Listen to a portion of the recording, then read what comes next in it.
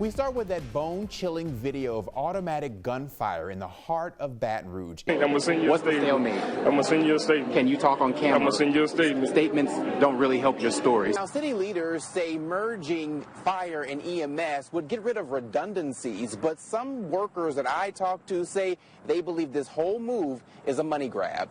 Additional charges tonight for a man accused of vandalizing 3 Baptist churches in 2 parishes. If the city has its way, they just launched this thing called the Pothole Posse. They've been out of the Orleans Parish prison for more than a week now, but he is back in custody. Take a look at this live picture. A train blocking the path across the tracks at Monterey Boulevard after it hit a car. All right, I just pulled out my trusty First Alert weather app. If you're coming out here, you're definitely going to need your sunglasses because the sun is shining. So you're taking a look at a live picture here because we're told the victim is in serious condition and was then taken to the hospital. The violence problem in Baton Rouge comes and goes in waves. But he says if it doesn't pass, there could be layoffs.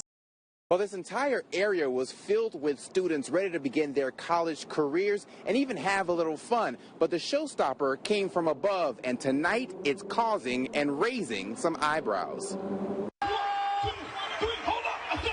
This daredevil dancer getting a reaction from the crowd. These new LSU students getting a show outside the PMAC during the Residence Hall Association's annual block party. Her name is Sasha. She says she and her team, including viral singer Mel, heard about Welcome Week and showed up, and despite online chatter, they were not paid. They joined a DJ who was already set up. There was no strategic plan behind it, just kind of what we did when we had to turn the crowd up.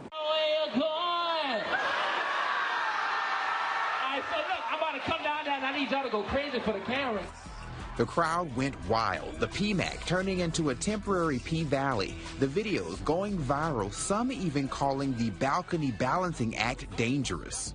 What have people been saying? I know, they're saying, oh, that's her from TikTok, but what? That I'm very brave for getting on that balcony. I wasn't scared at all. I had full trust in my team. That team includes nearly 300-pound former collegiate cheerleader Jeremy Jason. I just knew where to hold her arms at, and it made it real easy to hold her. And she gripped my arms right back in return, and we were literally locked in by the arms. So she wasn't going to fall. But the popping on the PMAC isn't getting universal support. Some parents online question the impromptu entertainment. LSU tells us they are investigating. Late tonight, State Attorney General releasing this statement. As a proud LSU alum, I believe a twerk fest outside the PMAC tarnishes the image of a school with much to be proud of. The group says they meant no harm, but plan to be back. In a more respectful way. In a more if you guys see we went responsible yeah, more way. Responsible way. Okay. Yep.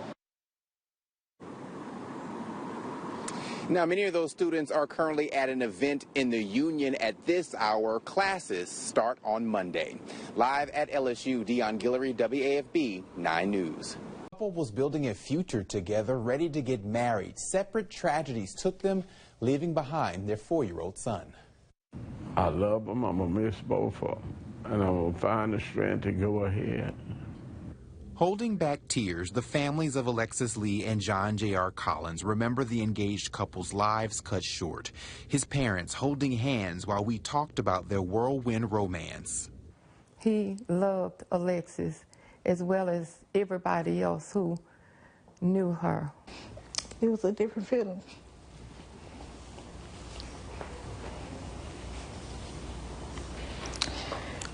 And it's like I know a part of me gone. The couple, set to get married early next year, died overnight last Friday in separate crashes. State police say Alexis lost control of her SUV and crashed on Plank Road near Lemon Road in Zachary. You can still see damage left behind to this ditch. We are told investigators called JR to tell him what happened.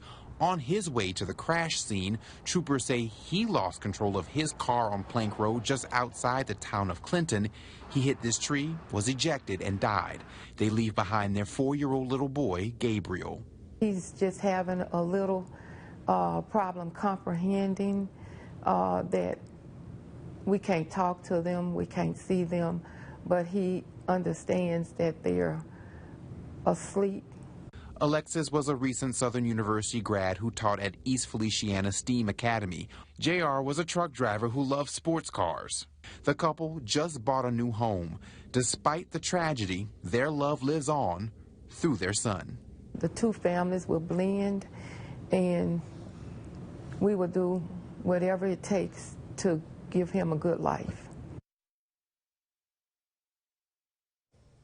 The family is having a celebration of life for the couple tomorrow morning. It starts at 11 at East Feliciana STEAM Academy on Plank Road in Clinton. The violence problem in Baton Rouge comes and goes in waves. The mayor's administration hopes putting more money behind community programs will help solve the problem. Meanwhile, the district attorney says his office is barely hanging on. Violent crime in Baton Rouge is making an unfortunate return. Police say a man was found shot in the middle of Mark Ann Drive just after 4 this morning. Former police chief Jeff LaDuff knows gun violence personally, losing his brother-in-law to it. The 4th of September will be 15 years that he was killed on the streets of Baton Rouge, on my watch as a police chief. Now, as the mayor's assistant chief administrative officer, LaDuff is working to help keep the city's violent crime numbers trending lower.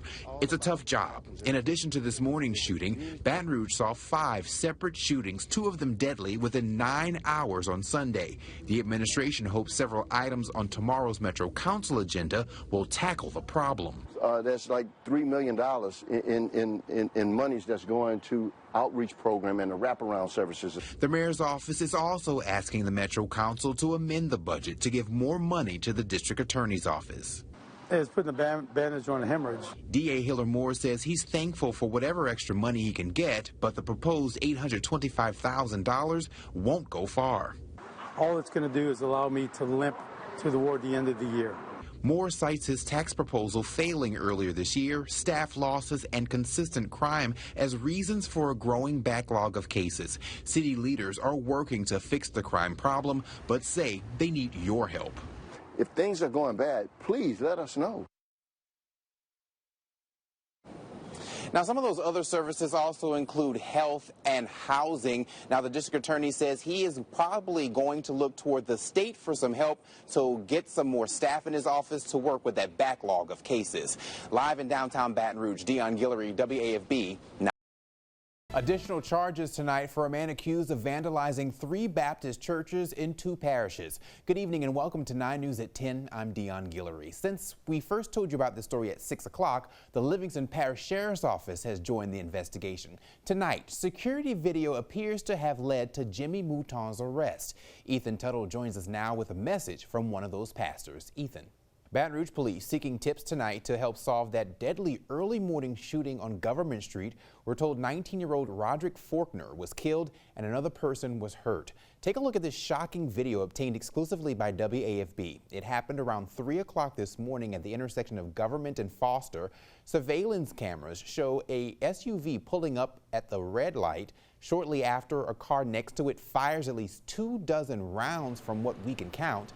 The gunman then speeds off, leaving the victim drifting through the intersection and eventually crashing into a sign for the nearby Smoothie King. And if you have any information about the shooter, you can leave an anonymous tip through Crime Stoppers 344-STOP 344-7867. All right, let's talk about your weather now as we take this live look outside through our Sky 9 camera. The rain has stayed away, but hopefully it will continue to do that. Here is Jeff Morrow with your first alert forecast. And Jeff, fingers crossed?